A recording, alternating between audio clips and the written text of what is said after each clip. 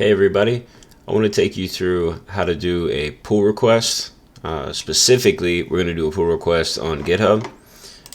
So if you're not sure about what GitHub is or how to install Git, I have some other videos. I'll try to put a link somewhere on the screen where you can check those out. So I'm going to assume you have some knowledge of what Git is and what GitHub is, and if you don't, then just pause the video, go watch the other videos, or look at some documentation and then come back.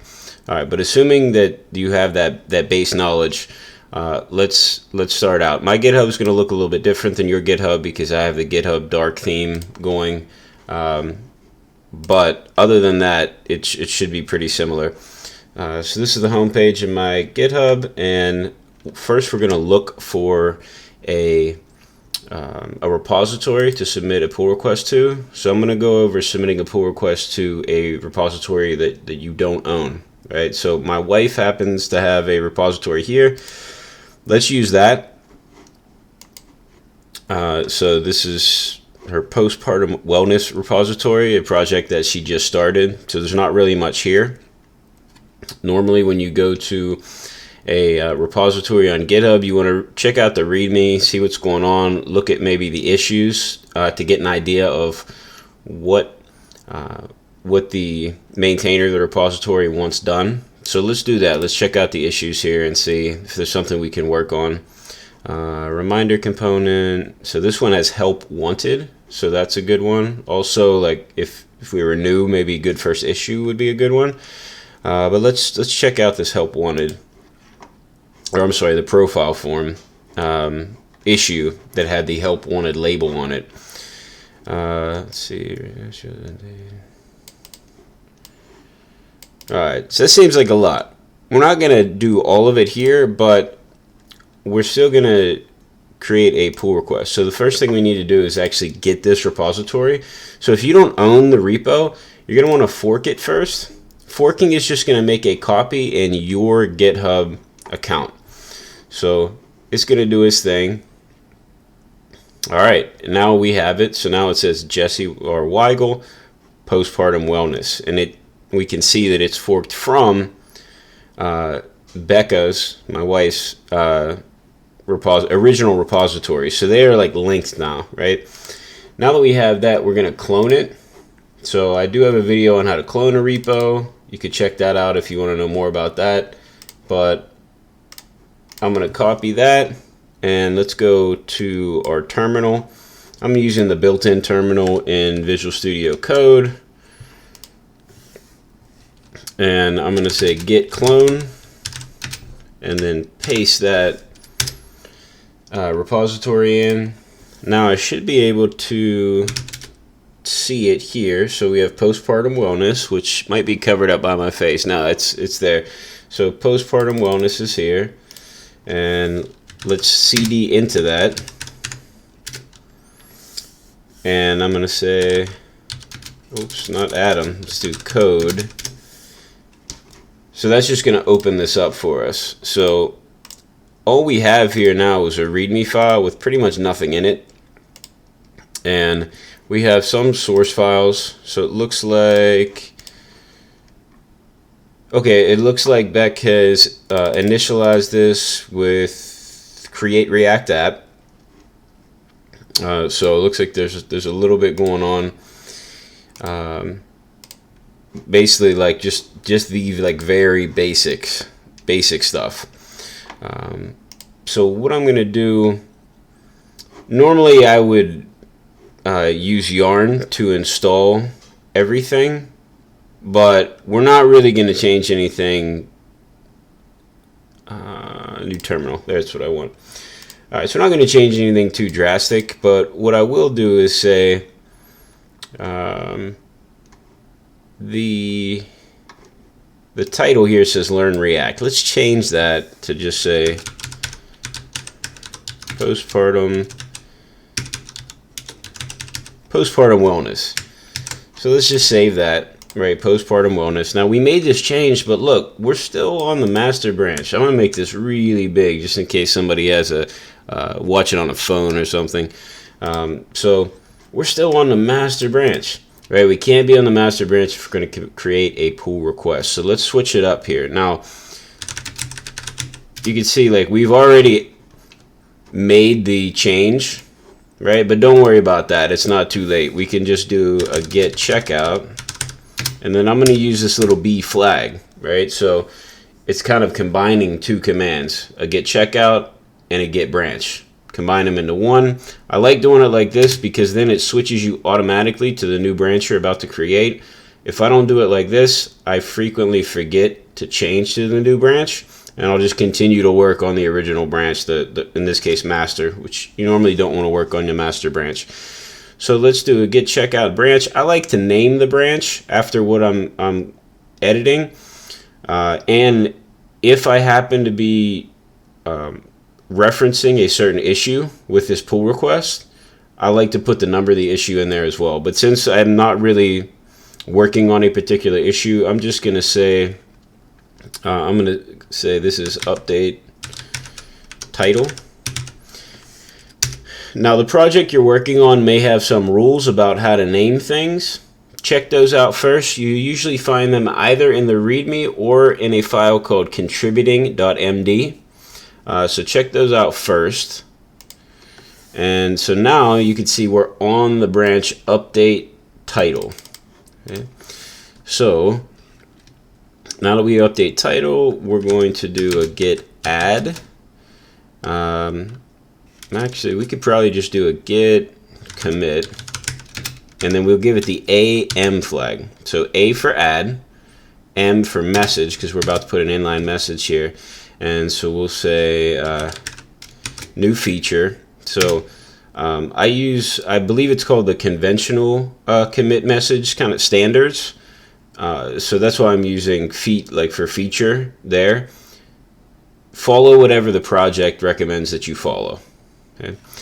So I'm going to say feature. I'm going to say add title to home screen. Right? You don't need to be very descriptive. You want it to be just one line here. I'll show you in a minute how you can add more information about your pull request. Okay, but this is what I'm going to add there. All right, now that exists just on our computer here, on my computer. So what I want to do is make sure that this gets pushed up to GitHub. So I'm going to do a get push origin, and I'm going to put the name of this branch. So get push origin update title. This is going to push the entire branch with our changes up to our fork of this repository. All right, cool. Let's go back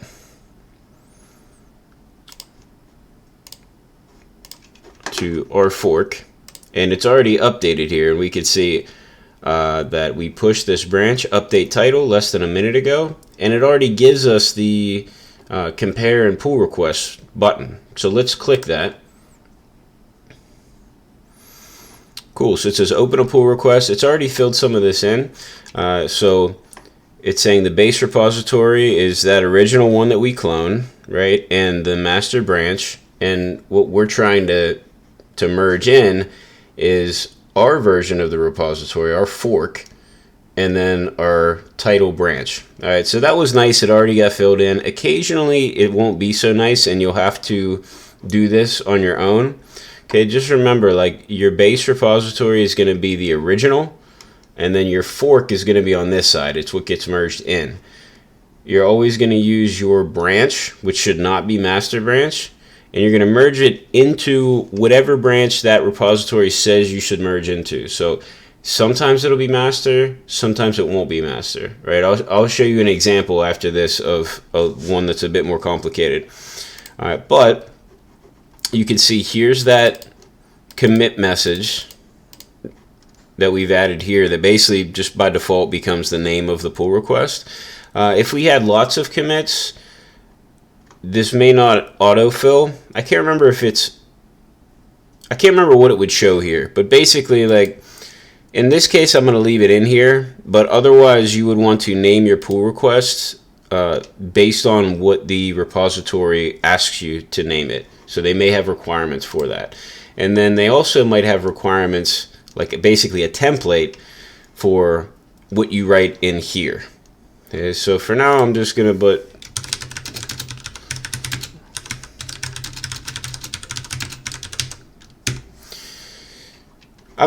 this in. Right, this is probably not like a great explanation, but this is my wife's repository. It's the first pull request. So let's just do it like that. And we're going to say create pull request. There are some other options here. You can create a draft pull request.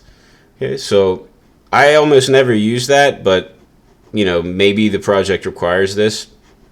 For me, I just always do create pull request. I usually do check allow edits from maintainers. Right? If somebody's a maintainer and they want to make an edit, it's their repository. I say let them, right? But so normally I just leave it like all the defaults checked. I'm going to click to create the pull request.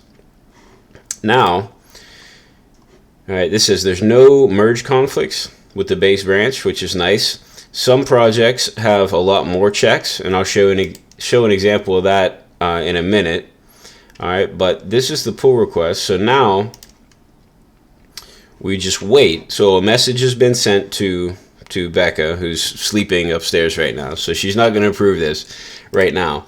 Message has been sent to the repository maintainer. They'll come in, they'll check out the files, and they can see side by side what's changed. So we only made one change. It's a good idea to keep your pull requests small. That makes it a lot easier for the maintainers to see what changed. You're way more likely to get a small pull request accepted than you are a very large pull request. Right? So this is very easy to see what changed.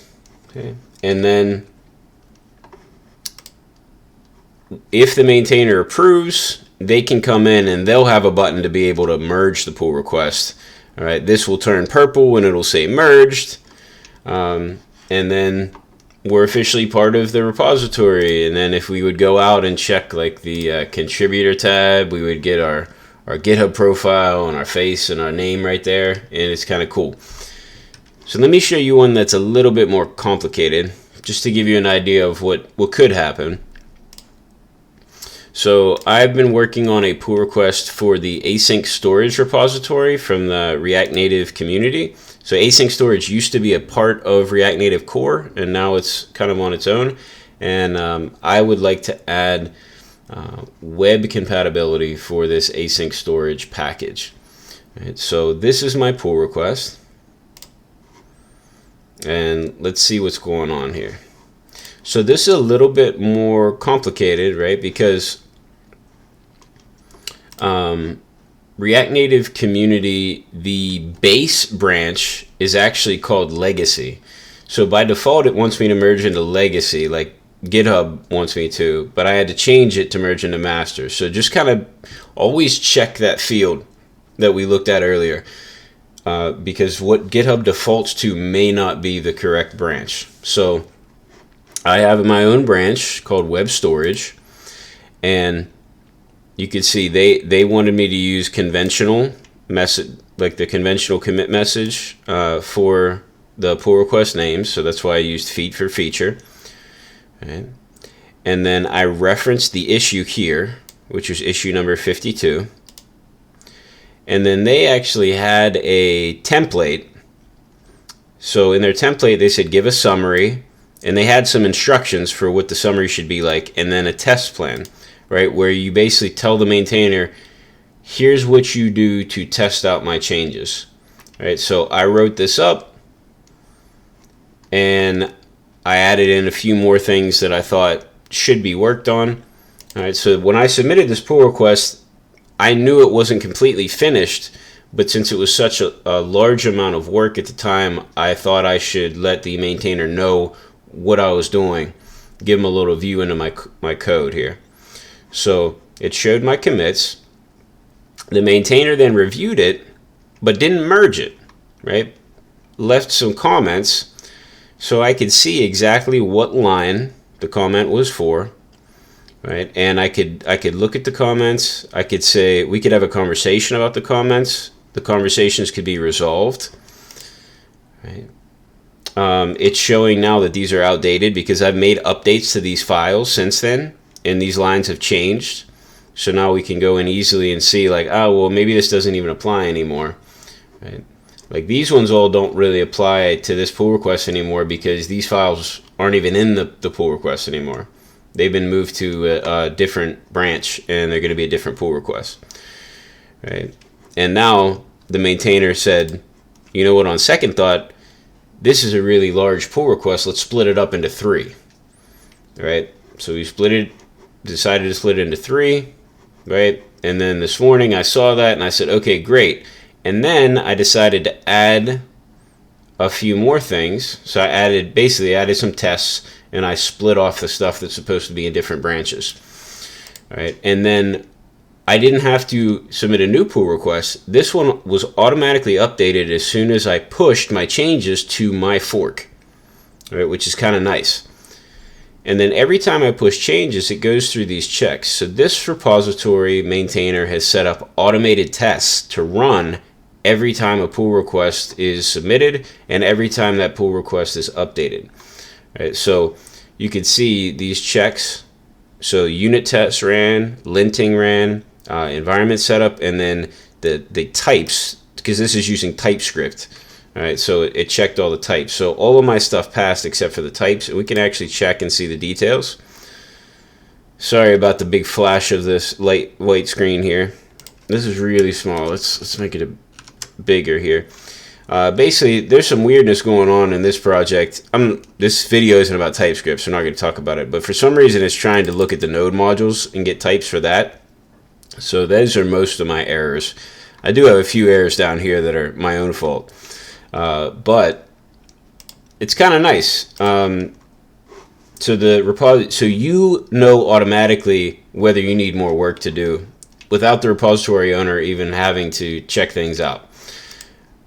Okay, so right now it's blocked, or I can't really merge it. It's not passing, right? But it's nice. It's a nice spot to have discussion and feedback, and to update my pull requests. And look, I can come in here, and anybody can come in here and see what's changed so far. Right. And that's pretty much it for pull requests.